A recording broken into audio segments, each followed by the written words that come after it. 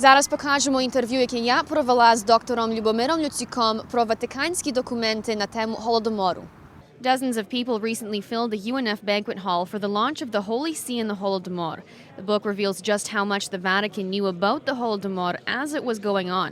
One of the book's editors, Любомир Люцюк, made the discovery when some of the Vatican's secret archives from the 1930s became public. When you were doing your research, is there anything, did it really surprise you to learn how much the Vatican knew about the Holodomor at that time? Well, the truth is we didn't know what the Vatican did know or didn't know.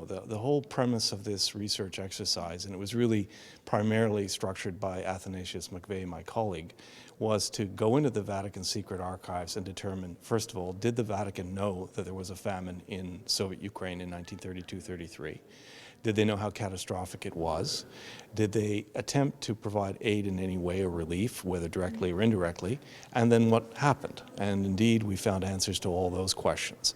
Now, there isn't a vast amount of information available in the Vatican secret archives, but there are documents which confirm the following. One, that the Vatican knew there was famine and that it was not a natural famine. Two, that they understood very clearly that it was even more catastrophic than the so-called Volga famine of 1921-22, so they knew that many millions of people were dying.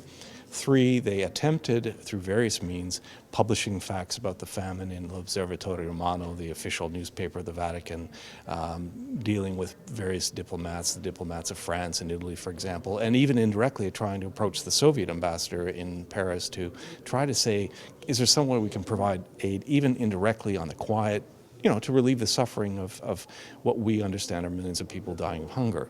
And they were rebuffed. The Soviets denied that there was famine, continued to export food, blocked every effort the Vatican made, and at the very same time, bad timing, of course, Adolf Hitler was coming to power in Germany, and as Nazi Germany emerged as a major threat to the peace of Europe and also to the Church indirectly, and then later much more seriously, the Vatican had another dictator to deal with. So if you condemn the one, Stalin, you seem to be giving succor to the other one, Hitler. If you condemn Hitler, then you're giving succor to Stalin. And of course, being in Western Central Europe, the Vatican, where the primary Roman Catholic populations are, had to deal with that issue too. So they found themselves caught between a rock and a hard place. And the way that you put it in the book is that the Vatican was somewhat paralyzed politically. Do you think that that in any way exonerates them?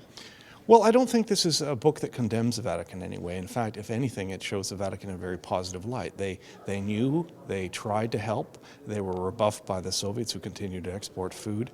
They did their best with the means available at their time, and they couldn't do much. And so does this paint them in a bad and negative way? I don't think so. In fact, quite the opposite.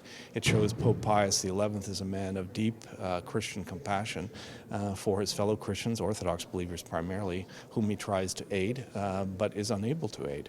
And of course, then a man who's caught between the Nazis and the Soviets, and is coming to the end of his life, of course he didn't know that, aided by Cardinal Pacelli, who becomes Pius XII, who experiences all of this problem with dealing with Stalin, and of course he's also dealing with Hitler later in his pontificate. So it's a very complicated time, but it very clearly, I think, illustrates that the Vatican knew, and this is important for us because it's another example of a major player in the international arena that is aware of the famine, that many millions are dying, that it's focused on Soviet Ukraine and adjacent Ukrainian populated territories in Kuban, although the Church was clearly more interested in the confession of people, who they were by religion than they were by nationality. It was less interested in the sort of, are these Ukrainians or Russians? They didn't spend much time worrying about that. But they nevertheless talked about the famine being centered in South Russia. Ukraine occasionally is mentioned as a place, Ukrainians and so on. Nationality issues didn't concern them. Political boundaries don't concern them. The Church is interested in souls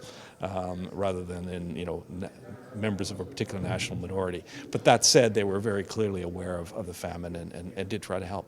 So if the Vatican is not interested in politics and more about the souls, as you say, do you think that they should have ignored the political side of things, being paralyzed politically, and just tried to do something? Well, what could they do? The borders were sealed. The Soviets were denying that there was a famine. They were trying to publicize information about the famine in the sources that were open to them. They were approaching diplomats, trying to get the international community engaged, and the international community wasn't interested. I mean, there were diplomats reporting, the Italians, the French, and others, but they weren't doing much either because there was this, this great power game going on. We have Nazi Germany emerging, we have the Soviet Union as another major contender, we have the status quo geopolitically of Europe being threatened. All of the powers that be at the time were hedging their bets. I mean, the British, as we know from a previous study I did with Marek Kostarenek and Bogdan Kordan, the Foreign Office and the Famine, that book, we conclusively demonstrated that the British knew that there was a famine, that it was catastrophic, that millions of people were dying, but covered it up because they didn't want to offend the so-called Great Russians or the Soviet government. Why didn't they want to offend them? Because they wanted to keep them on their side against the potential threat that they saw emerging from Adolf Hitler.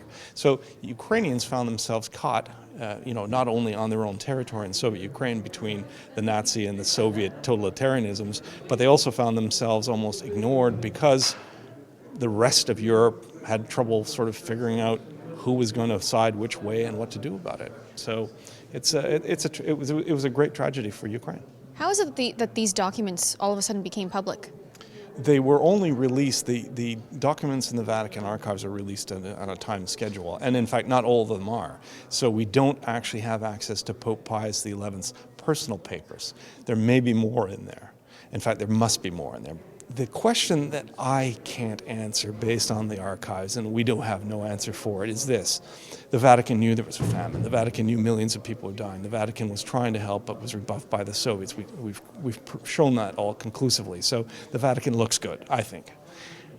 But why is a famine never again mentioned in subsequent encyclicals that the Pope writes, condemning communism? He wrote several, Pope Pius XI and even Pope Pius XII. They both knew what had happened, so you'd think that when they're condemning communism as an inhuman system and so on, that they would have made at least a passing reference. Oh, and by the way, they murdered several million people a few years back through a staged famine.